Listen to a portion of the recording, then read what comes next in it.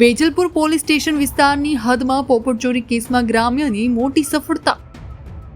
નમસ્કાર દર્શક મિત્રો, ન્યૂઝ ફોર ઇન્ડિયામાં આપનું સ્વાગત છે। અમદાવાદના વેજલપુર વિસ્તારમાં 8 જુલાઈના રોજ ઘટેલી પોપટ ચોરીની ઘટનામાં અમદાવાદ ગ્રામ્ય એલસીબીએ એક આરોપી વિશાલની ધરપકડ કરી છે। આ ચોરીમાં કુલ 11 દુર્લભ જાતિના પોપટ ચોરવામાં આવ્યા હતા, જેમની કિંમત 1 લાખથી લઈને 3.20 લાખ સુધીની હતી। ચોરાયેલા પોપટોની કુલ કિંમત અંદાજે 15 થી 17 લાખ રૂપિયાની હોઈ શકે છે। આ દુર્લભ પોપટો ઓસ્ટ્રેલિયા અને સાઉથ અમેરિકાના નાયબ બ્રીડના હોવાનું સામે આવ્યું છે, જેમાંથી કેટલાક પોપટો એવા છે કે જે વેચાણ લાયક કેટેગરીમાં આવતા હોવાથી વાઇલ્ડ લાઇફ એક્ટ મુજબ પણ ગંભીર ગુનાનો મામલો બને છે। આરોપી વિશાલે પોપટો ચોરી કરતા પહેલા દુકાનોની સંપૂર્ણ રેકી કરી હતી। કુલ 15 દિવસ સુધી આરોપી દુકાન નજીક ભમતો રહ્યો હતો। દુકાનમાં ક્યાં સીસીટીવી કેમેરા લાગેલા છે તેની પણ માહિતી એકઠી કરી હતી અને પછી ચોરીના દિવસે પ્લાન મુજબ સીસીટીવીની સ્વિચ બંધ કરી દેવાઈ। કારમાં પોપટોને ભરી ચોક્કસ પ્લાન મુજબ અન્ય સ્થળે લઈ જવામાં આવ્યા અને 2 દિવસ પછી તસ્કરોએ પોપટોને બહાર કાઢ્યા। ચોરીના મુખ્ય આરોપી વિશાલની ધરપકડ કરવામાં આવી છે। મહત્વનું છે કે વિશાલ અગાઉ પણ બકરા જેવા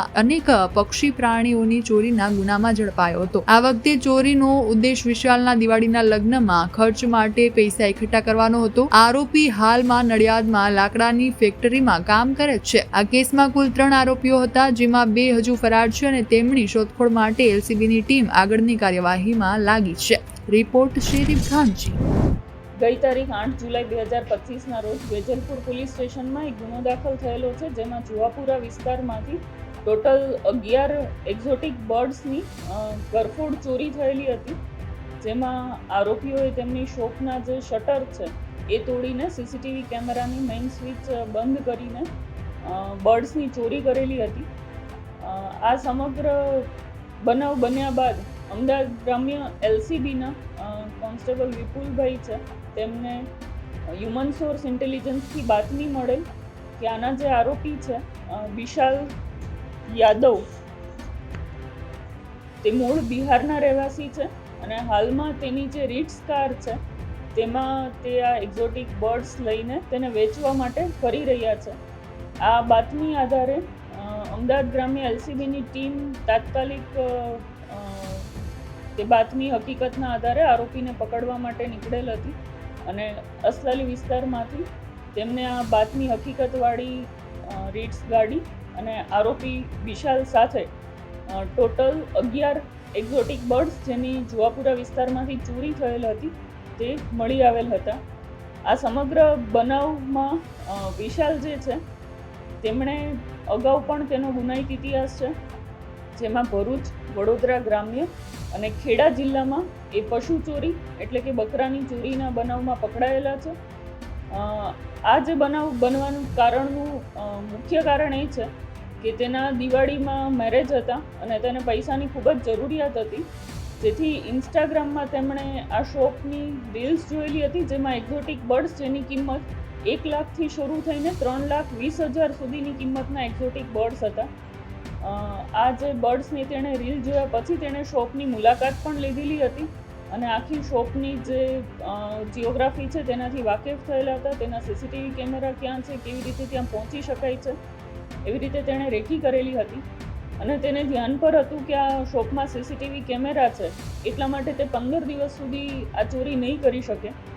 એટલા માટે તેણે 15 દિવસ બાદ ત્યાં ચોરી કરવાનો પ્લાન બનાવ્યો અને તેની સાથે તેણે તેના 2 આ ગુનામાં જે સહ આરોપી છે તેને પણ સાથે લીધા, જેમાંથી એક કારનો ચાલક છે અને બીજો તેની સાથે અંદર જઈને ચોરી કરવામાં સામેલ હતો। એ રાતના ટાઈમે તેમણે શટર તોડીને અંદર જઈને ટોટલ અગાઉ જે તેણે આ બર્ડ્સ જોયા હતા તેમાંથી કુલ 11 બર્ડ્સની તેણે ચોરી કરીને તે લોકો ભાગી ગયેલા હતા। અમદાવાદ ગ્રામ્ય એલસીબીને આ બાતમી મળતા તેનો જે મુખ્ય આરોપી છે વિશાલ યાદવ, તેને અટકાયત કરીને 11 બર્ડ્સને રિકવર કરવામાં આવેલ છે। આ જે બર્ડ્સ છે એક્ઝોટિક બર્ડ્સ છે અને ખૂબ જ કિંમતી બર્ડ્સ છે।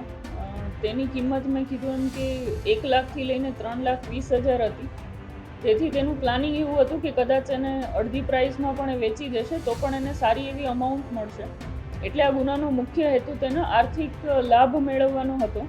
તે થોડી નડિયાદમાં એક લાકડાની ફેક્ટરીમાં કામ કરે છે અને દિવાળીમાં એના મેરેજ હતા એટલે એને પૈસાની ખૂબ જ જરૂરિયાત હતી, અને આ આર્થિક લાભ મેળવવા સારું તેણે આ બર્ડ્સની ચોરી કરવાનો પ્લાન બનાવેલો હતો. આ એક્ઝોટિક બર્ડ્સ મુખ્યત્વે મોટાભાગે સોશિયલ મીડિયા મારફત જ વેચાતા હોય છે. આ જે શોપના ઓનર છે તેણે પણ આ બર્ડ્સને વેચવા માટે એનું એક ઇન્સ્ટાગ્રામ પ્રોફાઇલ બનાવેલી છે, જેમાં અલગ અલગ બર્ડ્સની ઓળખાણ આપતા તેણે વિડીયો પણ મૂકેલા છે. જેથી આને એવું હતું કે તે આ બર્ડ્સને તેમને જે કોઈ પણ એના ખરીદનાર આવશે તેને તે અડધી કિંમતમાં પણ વેચી દેશે તો પણ તેને સારો એવો ફાયદો થશે. એ હાલમાં તપાસ ચાલુ છે. અમદાવાદ ગ્રામ્ય એલસીબી આ ગુનાને ડિટેક્ટ કરીને તેના મુદ્દામાલ સાથે અમદાવાદ શહેર વેજલપુર પોલીસ સ્ટેશન ખાતે તેને સોંપવાની તજવીજ કરવામાં આવશે. આ જે પક્ષીઓ છે એક્ઝોટિક બર્ડ્સ છે અને વાઇલ્ડ લાઈફના જે રૂલ્સ છે તે મુજબ તેના ટ્રેડ કરી શકાય તે કેટેગરીમાં આવે છે, જેનું રજિસ્ટ્રેશન પણ તેમણે કરાવેલું હતું. પરિવેશ પોર્ટલ છે જેમાં રજિસ્ટ્રેશન કરીને તે લોકો એના જે કાંઈ રૂલ્સ રેગ્યુલેશન છે તે મુજબ તેના વેચાણ અને બ્રીડિંગ બંનેની પ્રોસિજર કરી શકે છે. આના જે ઓનર છે તેમણે આ બર્ડ્સ જે છે આમ મુખ્યત્વે આ જે મકાઉ અને કોકટસ બર્ડ્સ છે એ ઓસ્ટ્રેલિયા અને સાઉથ અમેરિકાની બ્રીડ છે, પણ તેનું બ્રીડિંગ ઇન્ડિયામાં પણ થાય છે અને તેમણે આ બર્ડ્સ એ અમદાવાદ અને વડોદરા ખાતેથી લીધેલા હતા, જેની ઉંમર નાના બચ્ચાથી સ્ટાર્ટ કરીને 13-14 વર્ષ સુધીની ઉંમરના આ બર્ડ્સ છે. ના, આ પક્ષીઓને તેણે ગાડીમાં નહોતા રાખ્યા. સૌપ્રથમ તો તેણે આ પક્ષીઓ લઈને એ પોતાનું એક અલગ જગ્યાએ ત્યાં લઈ ગયો હતો. ત્યાં તેણે બર્ડ્સને થોડા દિવસ માટે રાખ્યા હતા, જેથી તાત્કાલિક આ જે ગુનો બન્યો તેમાં તે ધ્યાન પર ના આવે અને 2 દિવસ બાદ તેણે આ બર્ડ્સને કાઢીને વેચવા માટેની તજવીજ કરેલી હતી. મારું નામ ફઝલ છે, ફઝલ મોહમ્મદ રફીકભાઈ વોરા. અમે અલ શુગરા પેટ શોપમાં મારા શાળાની શોપ છે, તેમાં અમે લોકો બધા સાથે કામ કરીએ છીએ. બનાવમાં એ બન્યું હતું કે અમારા ત્યાં બધા મોટા પેરોટ અમે રાખીએ છીએ, પ્લસ અમારો આ બહુ જૂનો શોખ બી છે. શોખ એના માટે છે કે અમારા આકિબભાઈ છે એમના દાદા બી પહેલાં બધા શોખ કરતા હતા, એટલે એ હિસાબે અમે આ બધો શોખ કરતા હતા. ને બીજું એ છે કે અમારા જે પેરોટ હતા એના અંદર બધા મોટા પેરોટ છે, ને આ જે પેરોટ છે એમાં અમારા 4 યા 5 જે પેરોટ હતા એ અમારે તો વેચવાના જ નહોતા. જેમ કે અમારે એક આફ્રિકન ગ્રેરા 2 પીસ છે એ સેલિંગમાં હતા, પછી એક્લેડસ છે એ બધા સેલિંગમાં હતા, અમારા 3 બ્લુ ગોલ્ડ મકાઉ છે સેલિંગમાં હતા, પછી અમારે ગ્રીન વિંગ મકાઉ છે અમારા પોતા માટે છે, એક અમારે કાજુ છે અમારો પર્સનલ છે, એ અમારા આખા ગુજરાતમાં ફેમસ છે. ને બીજી વસ્તુ એ છે કે અમારા જે જેટલા બી પેરોટ છે એમની સાથે અમને અટેચમેન્ટ બહુ છે. અગર આ પેરોટના અંદર જે મોટા બર્ડ્સ છે જે અમારા, જેમ કે અમારે મકાઉ છે ને બીજા જે મલુકન કાકાટુ છે, પછી કાકાટુ સલ્ફર છે, આ બધા જે અમારા પેરોટ છે એ બધા તો હાથે સીડ્સ લેતા હતા, પણ એમાં જે બીજા જે નાના 3 બ્લુ ગોલ્ડ મકાઉ છે એ અમારા નાના બેબી હતા. એમાં જે બીજા 2 આફ્રિકન ગ્રે છે અમારા નાના બેબી હતા, એને અમે ફેન ફિટિંગ આપીને 2 ટાઈમે એને રાખતા હતા. અગર જો ટાઈમ થઈ ગયો હોત વધારે, જેમ કે 5-6 દિવસ કે અથવા 7 દિવસ થતા ને જે લઈ ગયા હતા એમને ખબર નથી કે એમને ખવડાવવું શું હતું, તો એના માટે અગર એ કોઈ બીજું ફીડિંગ આપી દેતા કે બીજું કંઈ ખવડાવી દેતા તો અમારે બહુ મોટું નુકસાન પણ થઈ શકતું હતું. પોલીસ માટે એ કહું છું કે પોલીસ સાઈડથી અમને પૂરો બધી બાજુથી સપોર્ટ હતો ને પોલીસનો અમે સહે દિલથી આભાર માનીએ છીએ, એમને થેન્ક યુ કહીએ છીએ કે એમણે અમારા માટે બહુ સારું આ કામ કરીને કે અમને અમારા પેરોટ જેમ કે અમારા નાના છોકરાના જેમ અમે રાખતા હતા એ અમને પાછા લાવીને આપ્યા, એટલે અમે એમને થેન્ક યુ શુક્રગુજાર કરીએ છીએ.